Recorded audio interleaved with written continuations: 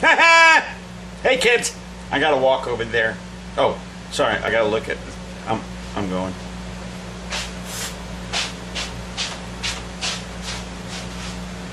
All right, welcome to another edition of Rudiments 101. This time we're going to be working on an exercise that's included in a book, I believe. I believe that's right. I want to get this right. Now I got to tell you just a little backstory before I get to it. This exercise, God, my shoulders hurt. This exercise, I'm looking at it over here, is called Landis.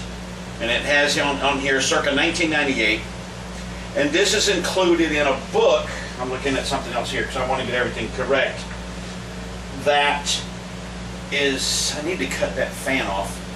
Hold on. Fan off. Okay. The book is called Rudimental Snare Drummer Advanced Etudes. And you can get it at rudimentalsnaredrummer.com. It was written by Jim Hurley, the brother of Marty Hurley. And this person, Jim Hurley, sent me this exercise and, you know, basically said, here you go, punk, play this. Okay. So I called him up and, you know, the nurse answered because he's at the, I guess they have it called the Institute for Retired Rudimental Drummers, or, you know, what we all know as the sanitarium. You know, they don't want to call it that anymore because they don't want to bring up any bad memories. God forbid you should remember anything. And, you know, he was a nice fella. He's, I guess, at 106 or 7 right now. He was telling me about his time in the 1812 war, which I think was back in the early 1900s sometime. And he said he spent most of his time during the war doing research on the Antarctic buffalo on the continent of Antarctica, and that the Antarctic buffalo is, of course, now been hunted to extinction just about. And I think that's the same buffalo Ted Nugent talks about, the great white buffalo, the Antarctic buffalo. You know. Anyway, you know, he was a pretty cool guy, except, you know, I think he was taking a potty the whole time because he would kind of grunt every once in a while. He'd be like, and I was out in Antarctica.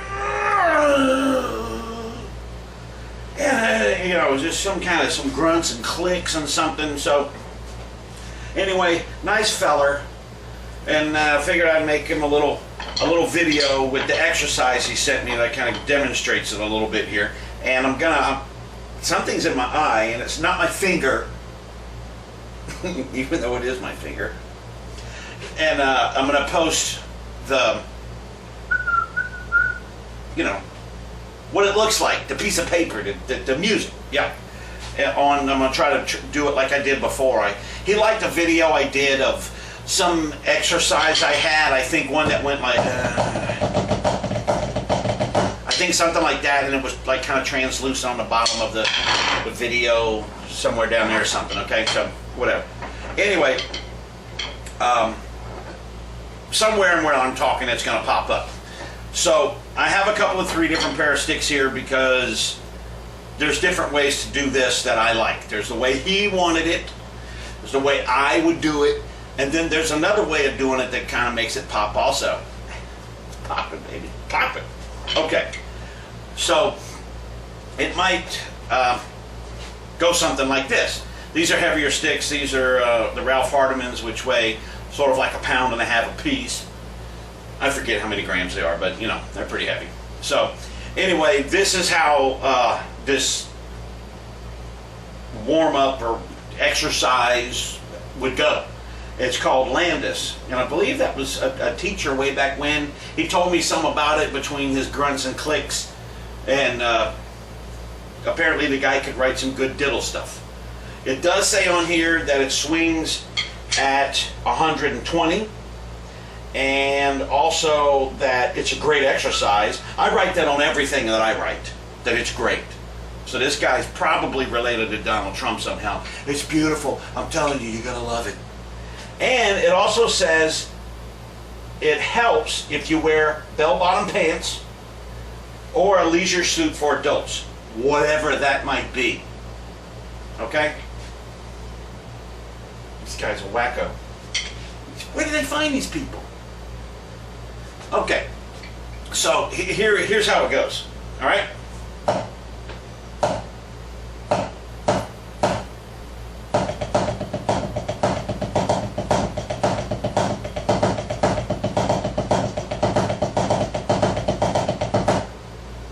That was more the Jim Hurley style, how he wanted it. Which is not how, how I play, kind of loose and sloppy, okay? I'm going to do it another time at that tempo, about 120, and the more rudimental style, stricter, less movement on my hands, okay?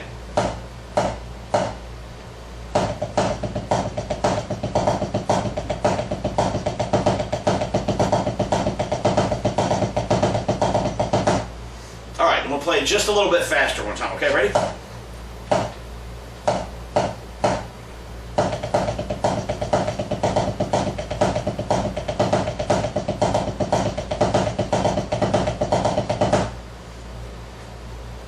Not bad, right? Okay. Now, I like it. Well, here, let me play it my way first. You know how I hold things a bit sloppy, a bit loose, some kind of all like almost nothing here, Okay, ready?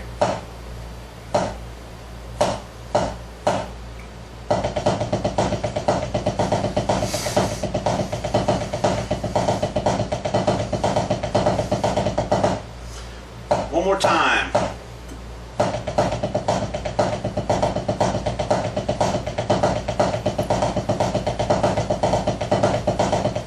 One of those too close together on the left hand. But I also like it like this. All right, and I'm going to tell you the difference on the swing and stuff, okay?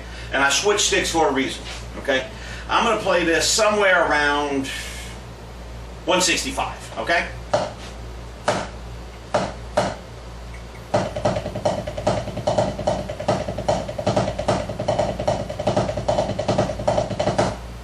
All right, one more time.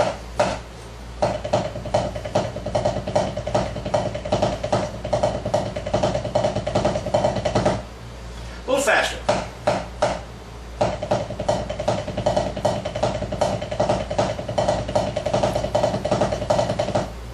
A little sloppy.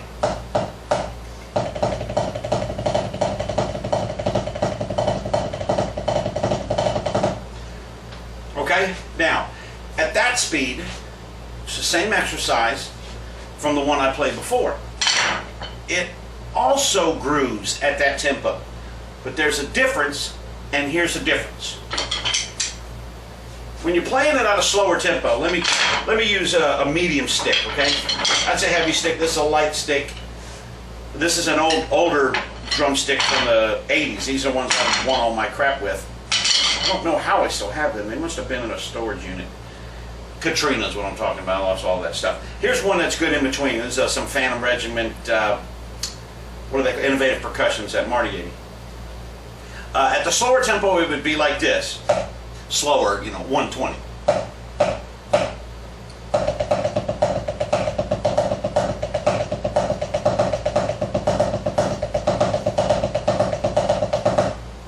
Okay, now, at the faster tempo I was talking about, ready?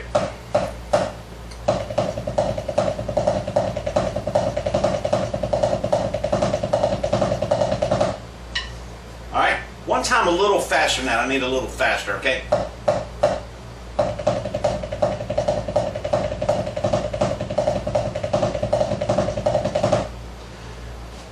Now they both swing, but they swing for different reasons, all right?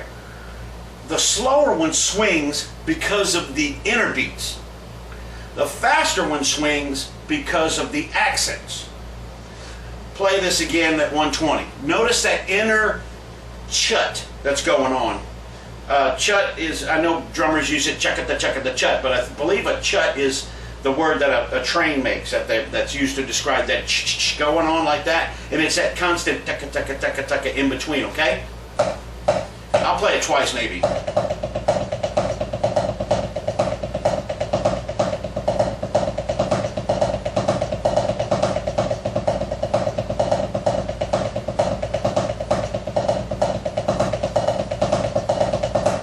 See, it's got that you, that driving force that you can get behind. Now, when it's going really fast, like I did it, the accents are what you would move to or what makes it groove, because the inner beats is too fast to do anything with as far as movement or feel. The accents are going to become more important in that tempo, during that tempo, right?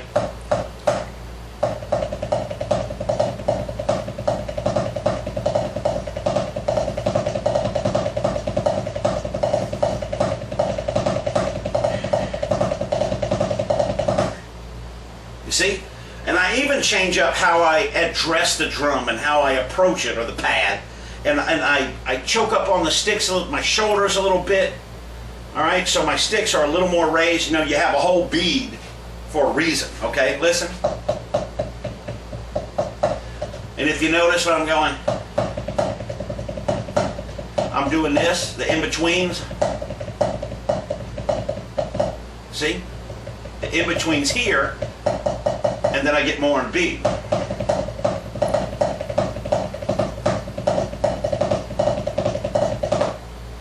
And I do that on purpose when I play it that fast. So don't let anyone tell you, one, that a certain tempo for a certain thing is the end-all be-all, because that's not necessarily so. Not that anyone told me that, I just thought I would take this liberty, being I noticed that about this, being I was able to play it that fast. If someone's not able to play it that fast, how would they know, right? So, another thing, don't ever let someone tell you, you need to get some good sticks. I had someone say that to me last year about these sticks. Someone that I could... I'll be quiet. Thank you. Oh, here's another thing. If I were to play it really fast with these big heavy ones, okay? Here's how it would sound.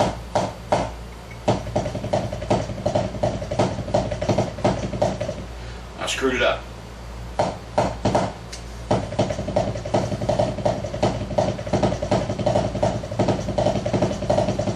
Alright?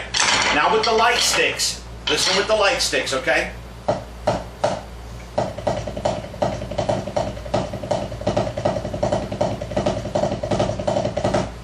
Alright? Now I know I'm playing on a pad, but in order for you to hear it the way I want you to hear it, I have to switch the sticks. You hear how much more articulate this is. Now, also, you've seen on some of my videos I play on a clear drum, an old Ludwig Vistalite, okay? I cannot play these newer drumsticks that are for the Kevlar heads or the Mylar or whatever, not Mylar, the bulletproof heads, whatever you call them, okay? And the reason is on my Vistalite drum I have the old Mylar silver dot head or whatever that's supposed to be, wire snares. What happens is this stick is so heavy that when I play the drum normally, okay, the snares take an extra little nano bit of time to rebound off that bottom snare and hit it, to that vibrate that happens. They actually all come off to where it's almost like a little echo when I'm doing accents, and screws up the total sound of whatever it is I'm playing. They are too heavy for that drum. So if I didn't have any sticks like this, or you know, these could work pretty good, but some of these older ones like this work for that drum. One of the reasons we have these heavier sticks is because of the total almost non-tone of these newer drums, and we have to get some kind of warmth out of it, and you have to have a heavier stick. You just have to. A stick like this, a lighter one, would just fly out of your hands. You bang, bang, bang all over the place on them drums. I mean, I have some I've played, I know how it feels. So, anyway, there you go. Okay? Work on this, play it like you like it, and it's fun. I mean, it really is. I first saw it, and I thought, oh, I've got it, and I didn't read the sticking right. Once I saw the sticking, I was like, oh, I need to work on it a little bit. And I worked on it for a little bit, and now it's in my toolbox of crap I can play and stuff. So thank you, Jim Hurley, for that. And I'm going to walk around for my finale here. God, that hurts my neck. Holy crap. Jeez. So anyway, kids. Oh, look at this. That's so special. Anyway, Practice that. Oh, God, what is wrong with my neck? Can someone oil my neck? Is there such thing, oil a neck? Just like I can hear, when I do that, I hear it in my head. I'm like, I'm going to wake up one day and my neck's out, I'm like, and then I'll be able to do my impression of Stephen Hawking, which I've been working on it a lot. You know, it's sort of like, I am a, is it? Yes.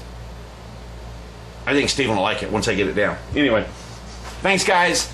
Have fun, and it's just drums. Keep practicing.